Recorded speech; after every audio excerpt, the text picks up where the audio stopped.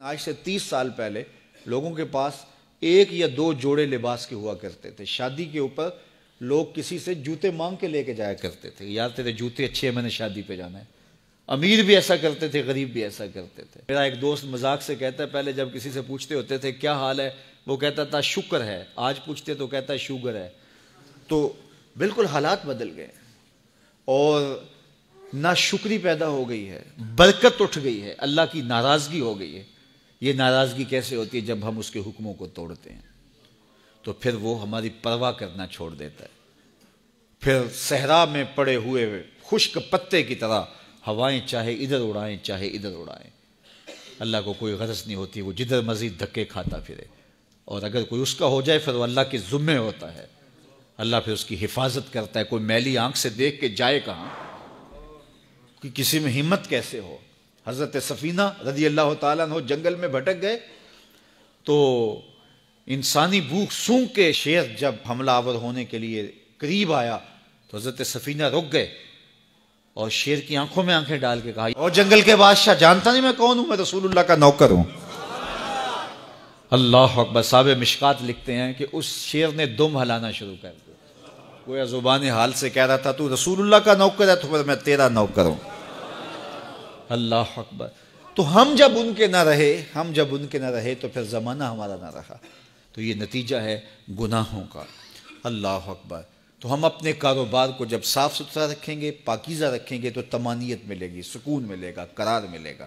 اللہ کے محبوب علیہ السلام کے ایک صحابی گھوڑا فروخت کر رہے ہیں تو ایک صحابی اور آئے تو انہوں نے کہا کہ یہ گھوڑا بیچتے ہو؟ کہا ہاں بیچتا ہوں. کتنے کا؟ کہا 500 درہم کا.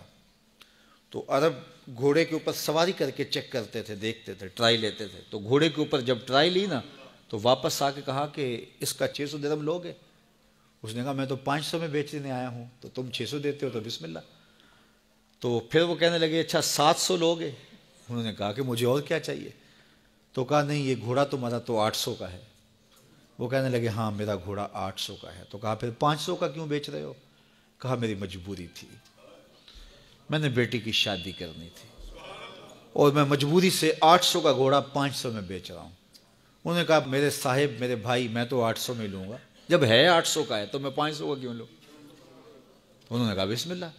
انہوں نے 800 روپے پیش کی اور گھوڑا لے لیا. تو کہا کہ میری تو مجبوری تھی کہ میں نے بیٹی کی شادی کرنی تھی اور میں اس لیے گھوڑا 300 سستا بیچ رہا تھا, اور تم نے 800 کا لیا جب تمہیں 500 کا مل رہا تھا. کہا میری بھی مجبوری تھی. کہا تمہاری کیا مجبوری تھی؟ کہا میرے رسول کا فرمان میری مجبوری تھی. کہا کیا رسول اللہ کا فرمان ہے؟ کہا ہمارے رسول نے ہمیں سودا خریدنے کا حکم دیا ہے, کسی کی مجبوری خریدنے کا حکم نہیں دیا.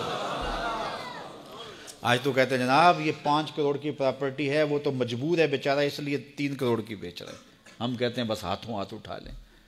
یار اگر کوئی بندہ اپنا گھر بیچ رہا ہے اس لیے کہ وہ مجبور ہے اور وہ 1 کروڑ روپے کا ہے, تو ہم اس کو 50 کا کیوں خرید رہے ہیں؟ جب ہے 1 کروڑ کا, 1 کروڑ کا خریدے. اور جو ساری زندگی لوگوں کی مجبوریاں خریدتے ہیں, فلاں پراپرٹی فلاں کی مجبوری سے خریدی, فلاں پراپرٹی فلاں کی مجبوری سے خریدی. کچھ لوگ اس طاق میں رہتے ہیں کوئی مجبور ہو تو اس سے خریدے.